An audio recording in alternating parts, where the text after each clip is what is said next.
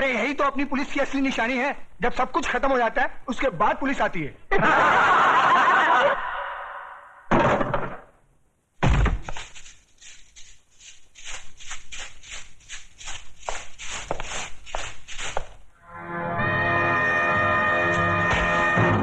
यही तो रोना है कि लोग हमें गलत समझते हैं।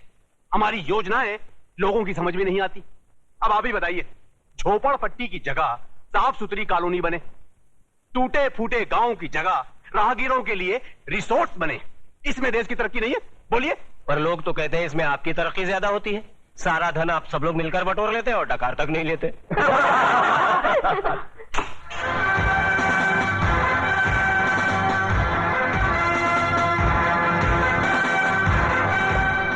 नेताजी और पुलिस वाले ने तो अपनी सफाई पेश कर दी। अब जज साहब, आप और योगराज जी अपनी सफाई में कुछ पेश करना चाहेंगे? ऐसे मामलों में लोग अगर कानून के रखवालों पर शक करने लगे तो फिर सफाई में कुछ कहना क्या। देखिए, हम ठहरे व्यापारी लोग, हम अपने धंधे में गुंडों का साथ नहीं लेते। गुंडों का साथ आजकल कौन नहीं लेता योगराज जी? अब तो माफिया वाले भी राजनीति में उतर आए हैं और आजकल नेता लोग भी अपने क्रिमिनल रिकॉर्ड की बुनियाद पर ही चुने जाते हैं। क्यों देशमुख जी, आप तो नेता बनने से पहले दमन से चांदी की स्मगलिंग क्या करते थे? देखिए ये मुझ पर झूठा बेकार का इल्जाम लगाया गया है। नहीं, आप स्मगलिंग करते थे या नहीं करते थे? बस।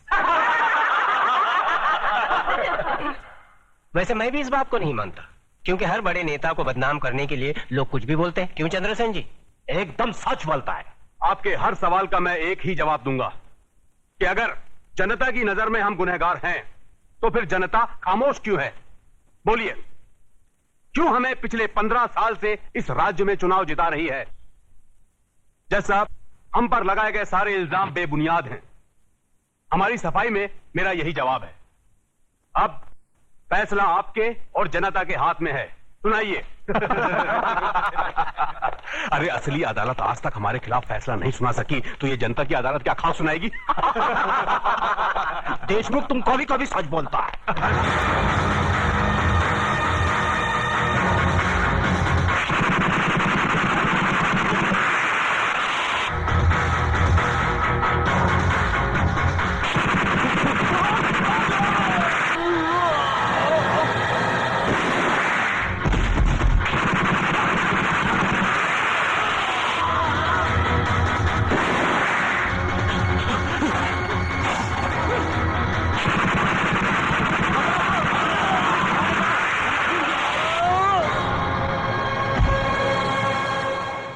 तुम्हें अपनी सफाई में कुछ कहना है?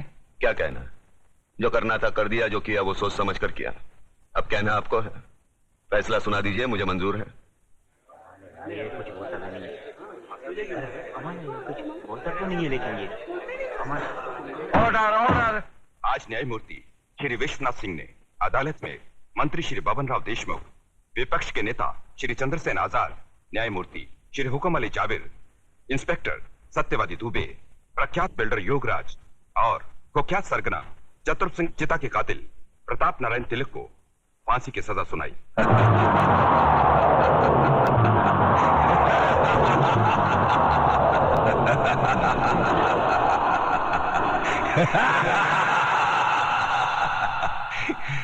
जिंदा आदमी के खून के इल्जाम में फांसी की सजा। देखा पकिया, हमें तो माता के आशीर्वाद और बुलेट प्रूफ जैकेट ने बचा लिया, मगर वो हराम का कानून की मौत नहीं, चतुर सिंह चिता की दी हुई मौत से मरेगा। पता करो कौन से जेल में है।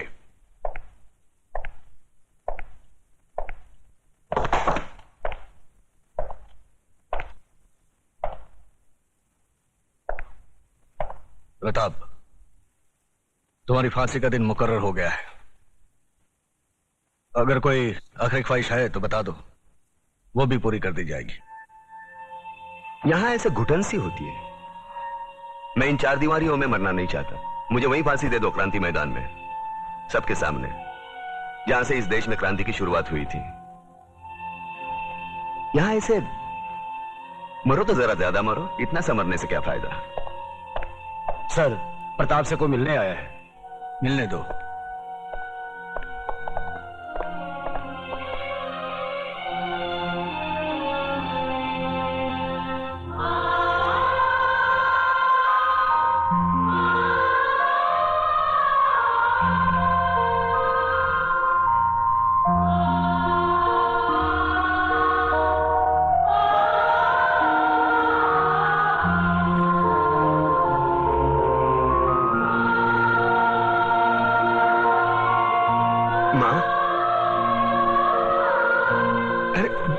गई, बूढ़ी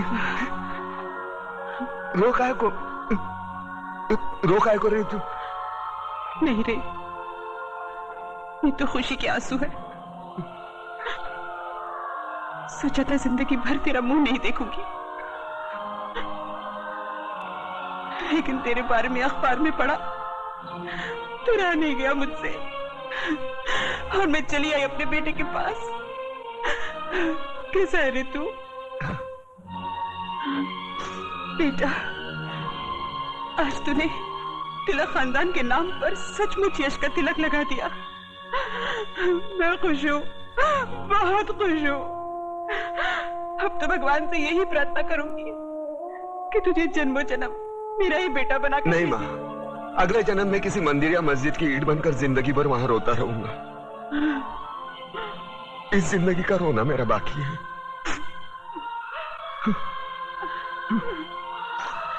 दुख सिर्फ इस बात का है मैं तेरे लिए कुछ कर नहीं सका।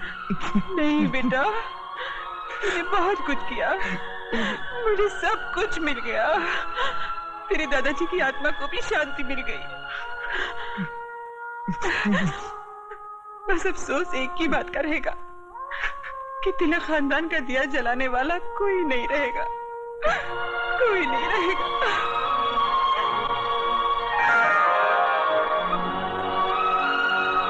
ये देख, अपनी बहू के लिए रखे थे, लेकिन अब तो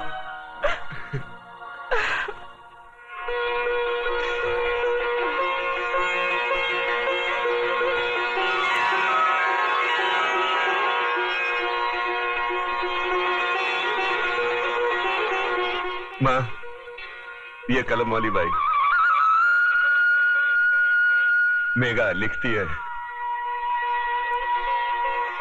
एक दिन के लिए हमारे खानदान की बहू बनेगी। सोच ले।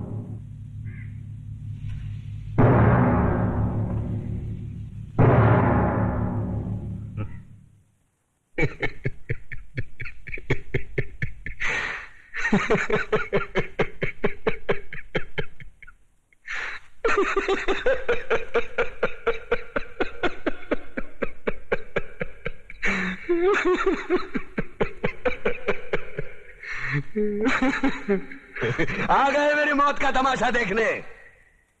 अब मुझे लटका देंगे, जुबान ऐसी बाहर आएगी, आंखें बाहर आएगी, थोड़ी देर लटकता रहूंगा, फिर ये मेरा भाई मुझे नीचे उतार देगा, फिर आप चर्चा करते घर चले जाओगे, खाना खाओगे, सो जाओगे।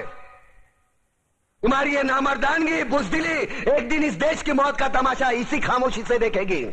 कुछ नहीं कहना मुझे तुम्हें, कुछ नहीं। तुम्हारी जिंदगी में कोई फर्क पड़ने वाला नहीं। अंधेरे में रहने की आदत पड़ी है तुमको, गुलामी करने की आदत पड़ी है। पहले राजा महाराजाओं की गुलामी की, फिर अंग्रेजों की, अब चंद गद्दार नेताओं की और गुंडों की। धर्म के नाम पर ये तुम्हें बहकाते हैं, तुम एक दूसरे के गले काट रहे हो। काटो काटो। ऊपर वाला भी ऊपर से देखता होगा तो उसे शर्म आती होगी, सोचता होगा मैंने सबसे खूबसूरत चीज बनाई थी, इंसान। इंसान नीचे देखा तो सब कीड़े बन गए, कीड़े। कीड़े रेंगते रहो, सटते रहो और मरो। आए और गए, खेल खत्म। क्यों जिए मालूम नहीं, क्यों मरे मालूम नहीं। कलम वाली बाई क्रांति लाना चाहती थी, कलम के जोर पर काले वर्तमान को खत्म करना चाहती थी। कौन समझा उसकी बात को?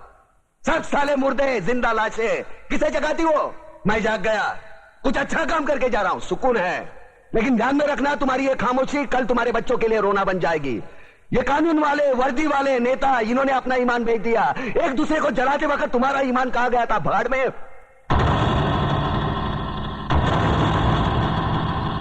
ये पिस्सू जैसा हमारा पड़ोसी मुल्क आने वाले कल में शायद अपने आप को दुनिया के नक्शे पर देख नहीं पाएगा। एक बात भूल रहा है, उनके घर में जो रोटी बनती है ना, उसका आटा भी विदेशी चक्की से पीस के आता है। साले अपने खुद के देश में सुई नहीं बना सकते और हमारे देश को तोड़ने का सपना देखते हैं। वो ये सपना देख सकते हैं क्योंकि उन्हें मालूम है ये मुर्दों का देश है। वतन के लिए किसी को कोई हमदर्दी नहीं है। इसे तोड़ना बिल्कुल आसान है। मैं हिंदू, मैं मुसलमान, मैं सिख, मैं फलाना, मैं ढिमका। एक लाठी को तो कोई भी तोड़ सकता है, लेकिन लाठी के भारे को तोड़ना मुश्किल है। मैंने बचपन में पढ़ा था, स्कूल में, तीसरी में। मैं क्यों समझा रहा हूं तुमको? क्यों समझा रहा हूं? पागल हूं मैं? भूसा भरा पड़ा है मेरे दिमाग में। क्यों बातें कर रहा हूं इन पत्थरों से? हंसो, हंसो, खुशियां मनाओ। क्रांति की राह पर एक और कुत्ते की मौत मरने जा रहा है। कल कोई और मरेगा, हमें क्या? हम इसी तरह जीते रहेंगे, है ना? जियो भाई जियो, जैसे चाहिए वैसे जियो। मैं हिजड़े की जिंदगी जीना नहीं चाहता। ए ला, चल चल ला।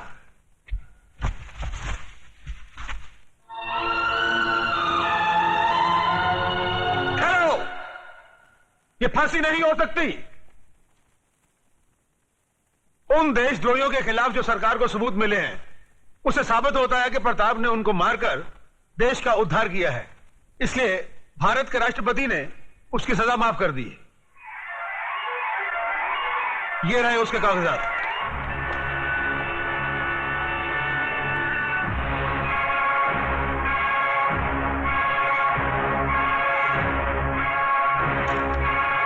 रोक दीजिए ये फांसी।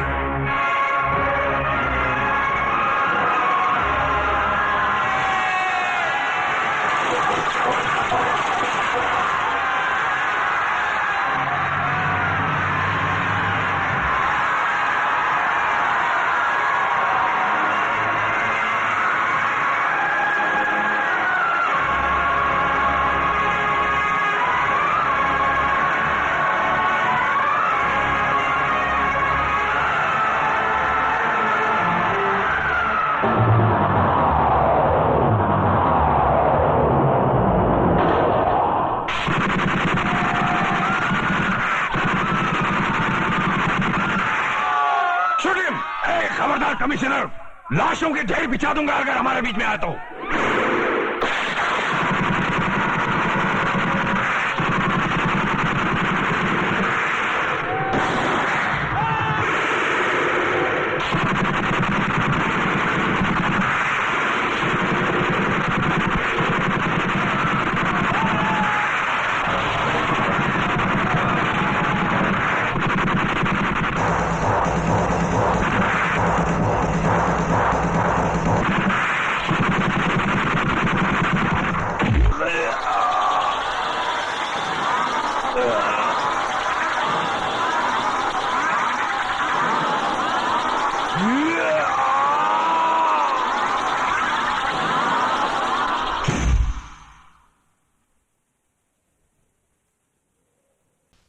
फैसला सुनाना।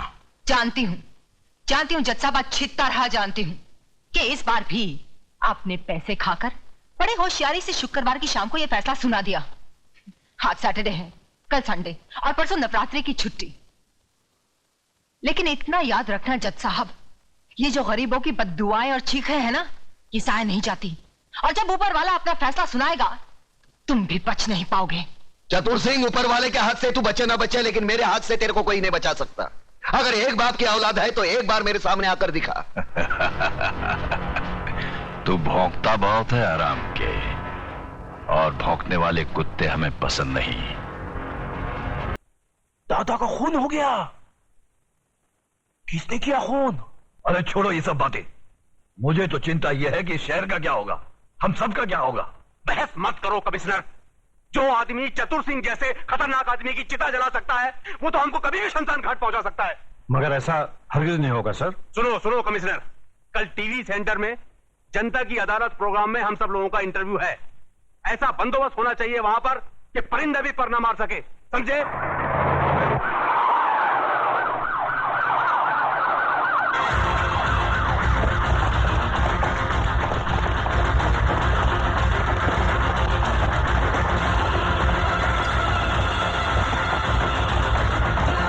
कादर तो इधर है ना? Yes sir. पांडु जरा पीछे रहे।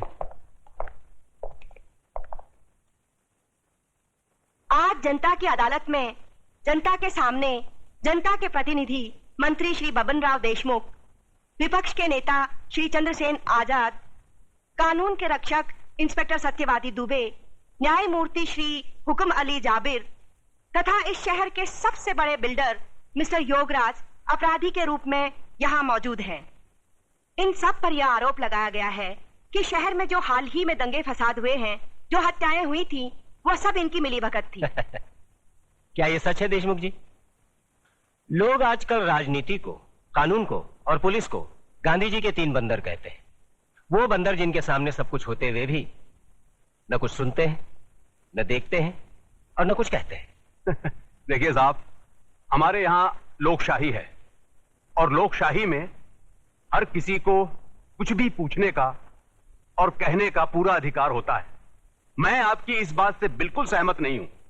अगर ऐसा होता तो दूसरे राज्यों की तुलना में हमारे राज्य में चारों ओर इतनी शांति कभी नहीं होती। अगर चारों ओर शांति होती तो पिछले दिनों हमारे शहर में जो दंगे हुए वो क्यों होते? साहब, ये सब विदेशी ताकतों का हाथ है, क्या करें। देखिए मंत्री जी, जब भी देश में कोई विपत्ति आती है तो हर मंत्री का आप ही जैसा जवाब होता है कि इसमें विदेशी ताकत का हाथ है। अब पिछले दिनों जो भूकंप हुआ था, क्या इसमें भी विदेशी ताकत का हाथ था? Order order, please maintain the silence. पर लोग तो कहते हैं कि इस विपत्ति में आपके साथ विपक्ष के नेता चंद्रसेन जी का भी हाथ था और पांव भी था। जी, ये सब बकवास है, इसको हम नहीं मानता है। अरे हमारा पक्ष का सिद्धांत अलग है, इसका पक्ष का सिद्धांत अलग है। हम लोग अलग अलग दल में रह के एक काम कैसा कर सकता है? ये सब गुंडा लोग का काम है, बात करता है। चंद्रसेन जी बिल्कुल ठीक कह रहे हैं। ये तो पुलिस को बिना मतलब बदनाम किया जा रहा है। नहीं, ये तो आप कहते हैं, पर लोग तो कहते हैं कि जब दंगे भड़के तब दंगे वाली किसी भी जगह पर पुलिस सही वक्त पर नहीं पहुंची थी।